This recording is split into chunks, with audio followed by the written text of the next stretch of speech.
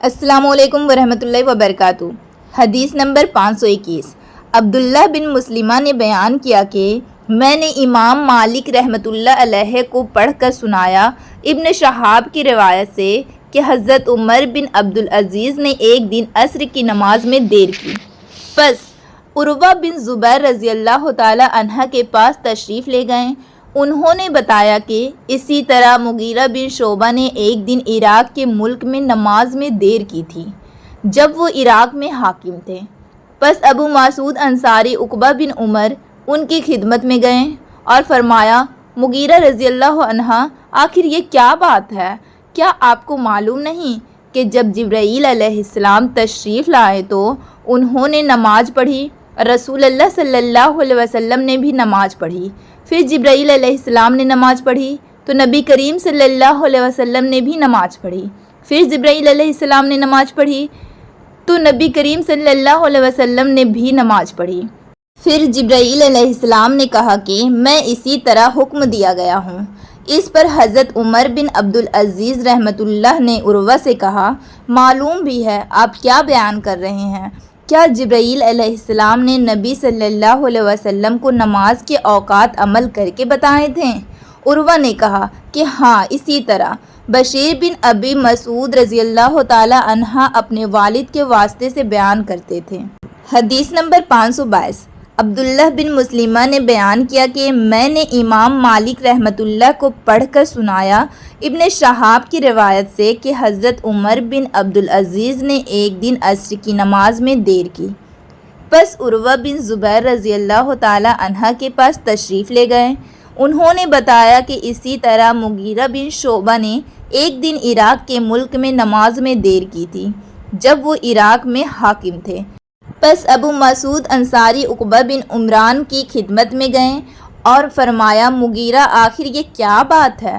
کیا آپ کو معلوم نہیں کہ جب جبرائیل تشریف لائے تو انہوں نے نماز پڑھی، رسول کریم صلی اللہ علیہ وسلم نے بھی نماز پڑھی، پھر خود جبرائیل نے نماز پڑھی تو نبی صلی اللہ علیہ وسلم نے بھی نماز پڑھی، پھر جبرائیل نے نماز پڑھی تو رسول کریم صلی اللہ علیہ وسلم نے بھی نماز پڑھی، پھر جبرائیل نے نماز پڑھی تو رسول کریم صلی اللہ علیہ وسلم نے بھی نماز پڑھی۔ پھر جبرائیل علیہ السلام نے کہا کہ میں اسی طرح حکم کیا گیا ہوں۔ اس پر حضرت عمر بن عبدالعزیز نے عروہ سے کہا کہ معلوم بھی ہے آپ کیا بیان کر رہے ہیں؟ کیا جبرائیل نے نبی کو نماز کے اوقات عمل کر کے بتائے تھے؟ عروہ نے کہا ہاں، اسی طرح بشیر بن ابی مسعود اپنے والد کے واسطے سے بیان کرتے تھے۔ عروہ رحمۃ اللہ علیہ نے کہا کہ مجھ سے عائشہ رضی اللہ تعالی عنہ نے بیان کیا کہ رسول اللہ صلی اللہ علیہ وسلم عصر کی نماز اس وقت پڑھ لیتے تھے جب ابھی دھوپ ان کے حجرے میں موجود ہوتی تھی، اس سے بھی پہلے کہ وہ دیوار پر چڑھے۔ حدیث نمبر 523۔ ابن عباس رضی اللہ تعالی عنہ نے کہا، عبد القیس کا وفد رسول کریم صلی اللہ علیہ وسلم کی خدمت میں آیا اور کہا کہ ہم اس ربیع قبیلے سے ہیں اور ہم آپ صلی اللہ علیہ وسلم کی خدمت میں صرف حرمت والے مہینوں ہی میں حاضر ہو سکتے ہیں، اس لیے آپ صلی اللہ علیہ وسلم کسی ایسی بات کا حکم دیجئے جسے ہم آپ سے سیکھ لیں اور اپنے پچھلے رہنے والے دوسرے لوگوں کو بھی اس کی دعوت دے سکیں۔ آپ صلی اللہ علیہ وسلم نے فرمایا کہ میں تمہیں 4 چیزوں کا حکم دیتا ہوں اور 4 چیزوں سے روکتا ہوں۔ پہلے خدا پر ایمان لانے کا۔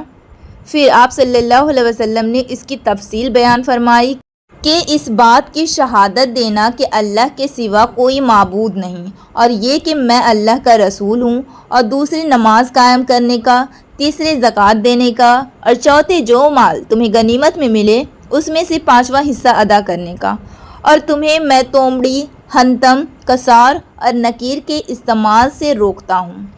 حدیث نمبر 524۔ قیس بن ابی حازم نے زریر بن عبداللہ رضی اللہ تعالی عنہ کی روایت سے بیان کیا کہ زریر بن عبداللہ بجلی رضی اللہ تعالی عنہ نے فرمایا کہ میں نے رسول اللہ صلی اللہ علیہ وسلم کے دست مبارک پر نماز قائم کرنے، زکوٰۃ دینے اور ہر مسلمان کے ساتھ خیر خواہی کرنے پر بیعت کی۔ حدیث نمبر 525۔ شفیق بن مسلمہ نے کہا کہ میں نے حذیفہ بن یمان رضی اللہ تعالی عنہ سے سنا، حذیفہ رضی اللہ تعالی عنہ نے فرمایا کہ ہم حضرت عمر رضی اللہ تعالی عنہ کے خدمت میں بیٹھے ہوئے تھے کہ آپ نے پوچھا کہ فتنہ سے متعلق رسول اللہ صلی اللہ علیہ وسلم کی کوئی حدیث تم میں سے کسی کو یاد ہے؟ میں بولا میں نے اسے اسی طرح یاد رکھا ہے جیسے حضرت صلی اللہ علیہ وسلم نے اس حدیث کو بیان فرمایا تھا۔ حضرت عمر رضی اللہ تعالی عنہ بولیں کہ تم رسول صلی اللہ علیہ وسلم سے فتن کے معلوم کرنے میں بہت بے باک تھے۔ میں نے کہا کہ انسان کے گھر والے، مال، اولاد اور پڑوسی سب فتنے کی چیزیں ہیں، اور نماز، روزہ، صدقہ، اچھی بات کے لیے لوگوں کو حکم کرنا اور بری باتوں سے روکنا ان فتنوں کا کفارہ ہے۔ حضرت عمر رضی اللہ تعالی عنہ نے فرمایا کہ میں تم سے اس کے متعلق نہیں پوچھتا، مجھے تم اس فتنے کے بارے میں بتلاؤ جو سمندر کی موج کی طرح ٹھاٹھے مارتا ہوا بڑھے گا۔ اس پر میں نے کہا کہ یا امیر المومنین، آپ اس سے خوف نہ کھائیں، آپ کے اور فتنے کے درمیان ایک بند دروازہ ہے۔ پوچھا کیا وہ دروازہ توڑ دیا جائے گا یا صرف کھولا جائے گا؟ میں نے کہا توڑ دیا جائے گا۔ حضرت عمر رضی اللہ تعالی عنہ بول اٹھے کہ پھر تو وہ کبھی بند نہیں ہو سکے گا۔ شفیق نے کہا کہ ہم نے حذیفہ رضی اللہ تعالی عنہ سے پوچھا کیا حضرت عمر رضی اللہ تعالی عنہ اس دروازے کے متعلق کچھ علم رکھتے تھے؟ تو انہوں نے کہا کہ ہاں، بالکل اسی طرح جیسے دن کے بعد رات کے آنے کا میں نے تم سے ایک ایسی حدیث بیان کی ہے جو قطعاً غلط نہیں ہے۔ ہمیں اس کے متعلق حذیفہ رضی اللہ تعالی عنہ سے پوچھنے میں ڈر ہوتا تھا کہ دروازے سے کیا مراد ہے، اس لیے ہم نے مسروق سے کہا کہ وہ پوچھیں۔ انہوں نے دریافت کیا تو آپ نے بتایا کہ وہ دروازہ خود حضرت عمر رضی اللہ تعالی عنہ ہی تھے۔ حدیث نمبر 526 ابن مسعود رضی اللہ تعالی عنہ سے روایت ہے کہ ایک شخص نے کسی غیر عورت کا بوسہ لے لیا اور پھر نبی کریم صلی اللہ علیہ وسلم کی خدمت میں آیا اور آپ کو اس حرکت کی خبر دی۔ اس پر اللہ تعالیٰ نے یہ آیت نازل فرمائی کہ نماز دن کے دونوں حصوں میں قائم کرو اور کچھ رات گئے بھی، اور بلا شبہ نیکیاں برائیوں کو مٹا دیتی ہے۔ اس شخص نے کہا کہ یا رسول اللہ، کیا یہ صرف میرے لیے ہے؟ تو آپ صلی اللہ علیہ وسلم نے فرمایا کہ نہیں، بلکہ میری تمام امت کے لیے یہی حکم ہے۔ حدیث نمبر 527 ولید بن عزار کوفی نے خبر دی کہ میں نے ابو عمرو شیبانی سے سنا، وہ کہتے تھے کہ میں نے اس گھر کے مالک سے سنا، آپ عبداللہ بن مسعود رضی اللہ تعالی عنہ کے گھر کی طرف اشارہ کر رہے تھے۔ انہوں نے فرمایا کہ میں نے نبی کریم صلی اللہ علیہ وسلم سے پوچھا کہ اللہ تعالیٰ کی بارگاہ میں کون سا عمل زیادہ محبوب ہے؟ آپ صلی اللہ علیہ وسلم نے فرمایا کہ اپنے وقت پر نماز پڑھنا۔ پھر پوچھا اس کے بعد؟ فرمایا والدین کے ساتھ نیک معاملہ رکھنا۔ پھر پوچھا اس کے بعد؟ آپ نے فرمایا کہ اللہ کی راہ میں جہاد کرنا۔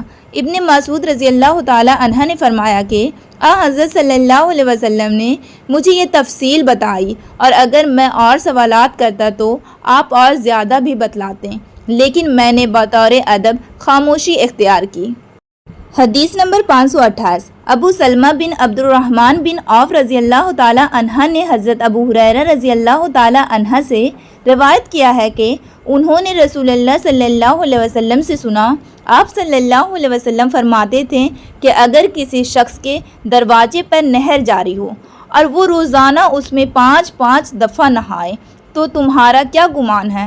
کیا اس کے بدن پر کچھ بھی میل باقی رہ سکتا ہے؟ صحابہ نے عرض کی کہ نہیں یا رسول اللہ، یہ ہرگز نہیں۔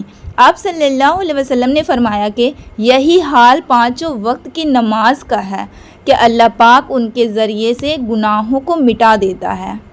حدیث نمبر 529 حضرت انس رضی اللہ تعالی عنہ نے فرمایا کہ میں نبی کریم صلی اللہ علیہ وسلم کی عہد کی کوئی بات اس زمانے میں نہیں پاتا۔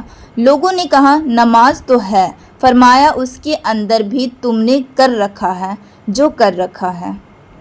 حدیث نمبر 530 ابو عبیدہ حداد نے عبدالعزیز کے بھائی عثمان بن ابی رواد کے واسطے سے بیان کیا، انہوں نے کہا کہ میں نے ظاہری سے سنا کہ میں دمشق میں حضرت انس بن مالک رضی اللہ تعالی عنہ کی خدمت میں گیا۔ آپ اس وقت رو رہے تھے۔ میں نے عرض کیا کہ آپ کیوں رو رہے ہیں؟ انہوں نے فرمایا کہ نبی کریم صلی اللہ علیہ وسلم کے عہد کی کوئی چیز اس نماز کے علاوہ اب میں نہیں پاتا اور اب اس کو بھی ضائع کر دیا گیا ہے۔ اور بکر بن خلف نے کہا کہ ہم سے محمد بن بکر برسانی نے بیان کیا کہ ہم سے عثمان بن ابی رواد نے یہی حدیث بیان کی۔